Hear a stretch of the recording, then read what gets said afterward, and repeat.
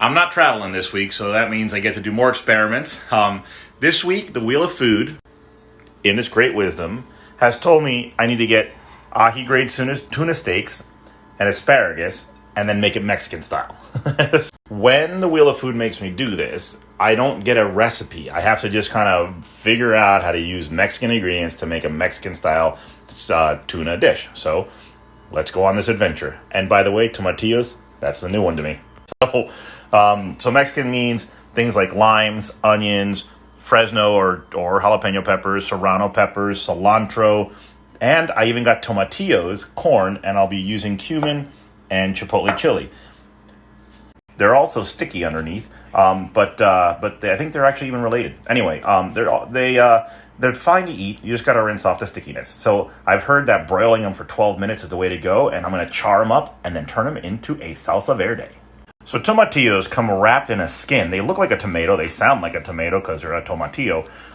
But underneath the skin, they tend to be sticky. Yep, sticky, which freaks some people out. Gooseberries, by the way, are the same thing. They also have the skin.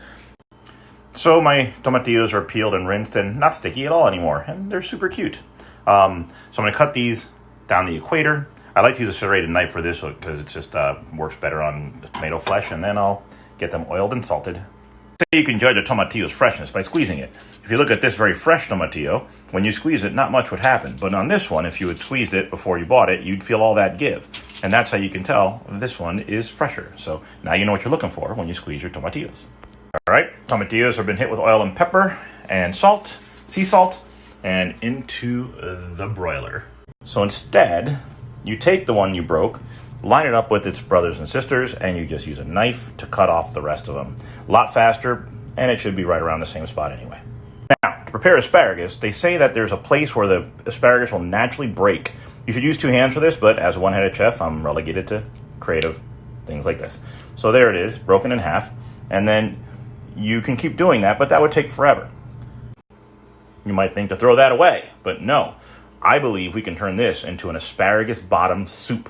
So I'm going to put these away, and we'll try to do that soup at some point in the future. I also have heard that skinnier asparagus tends to be a little more tender, a little more sweet. If you do get a thicker asparagus, a lot of chefs will peel each single asparagus to get the outer husk off of there. So, that's a lot of work. Now, look at all these bottoms. Minutes later, check out my tomatillos. They are so awesome. They're soft, they're delicate, they get sweeter when you heat them like this as well. So this is going to be totally awesome in my green salsa. I'm going to go ahead and put my salt and pepper all over this. And I'm going to use some of that Fresno pepper. Now, last time I told you guys I had a red jalapeno. Jalapenos do get red when you let them age, and one of my jalapenos got old and red, but this was actually a Fresno. For my asparagus, I'm going the pouch method, and that involves putting it into the oven in foil at 400 degrees for about 20 minutes. Now you need a fat and some salt and pepper. So for my fat, I'm going to just use some melted butter. And then, now in addition to the butter and the salt, pepper, and the Fresno, how about some fresh lime juice? So now we have our lime Fresno asparagus. Yum. Use 2 hands. It'll be a little bit easier. But now when I cut the corn off, it's not going to go very far. There's lots of tricks for getting the corn off the cob, including putting bowls inside of bowls and upside down, and I find it all very awkward to cut that way. So I just cut my corn in half, and then they fall half the distance, and they don't bounce as far, and so it works out pretty good. Now, how do you cut corn in half? You could mow at this all day, and that's not going to happen. What I learned is you just make a good cut in it, like I've done here, right? And then take your knife out using 2 hands, and then find that spot where you just cut it, and it'll break right in half, of course. So there's my corn all cut up, and I kept it live action. I didn't scoop it back together. Those are the cobs, completely clean, and that is as far as the corn went. I lost 2, 4, 5 to the counter, and that's the farthest one. So yeah, cut it in half, works. To make it all a bit creamier. So I am going to go ahead and steam my corn and take it into a puree. You also can use chicken stock, by the way, to add some creaminess. I haven't really made any vegetable purees other than mashed potatoes in my life, but it's really simple. You take a vegetable, salt, pepper, and you steam it a little bit, and then you puree it with butter, and if you want, cream or sour cream, something like that. Okay, there's my corn and a little bit of cream and a little bit of butter. And I'm putting it on this little black thing so I can try to do this one-handed for you. And in goes my immersion blender, and here comes a puree. All right, 2 hands. Oh, that's all done. I did have to use 2 hands. Now, it doesn't look super creamy to me, but oh my God, this taste on this, it's one of those spine-tingling moments where it's just so luxurious, you can't believe you never had it before. So yeah, totally awesome, even if it doesn't look smooth. All right, I'm working on my salsa verde.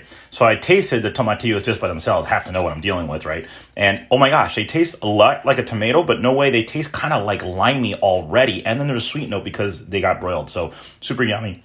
In addition to that already incredible ingredient, which might be good just by itself, pureed over something, that's something to try. I've also included some of the serrano, some cilantro, some onion. If you don't like raw onion, soak it in water, cold water for 10 minutes and it'll take out the bite.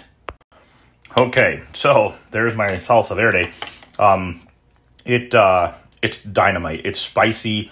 It's sharp. I put a lime in there as well, a juice of a lime, and then I added a little olive oil just to cut the lime down a bit. Yum.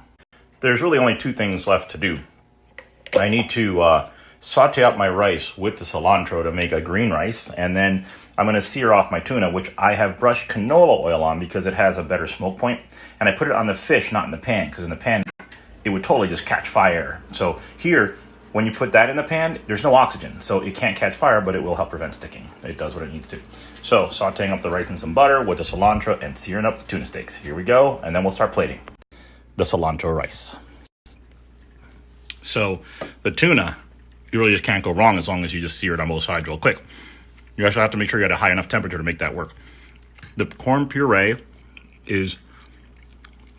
Clearly, I am not a food designer because that's not the way I pictured it in my head. But the flavors are going to be amazing. So there's the tuna, the creamed corn, the corn puree, the asparagus with the Fresno chili, and the star of the show. It's just so surprising, even though it looks a little grainy, it just doesn't taste grainy whatsoever.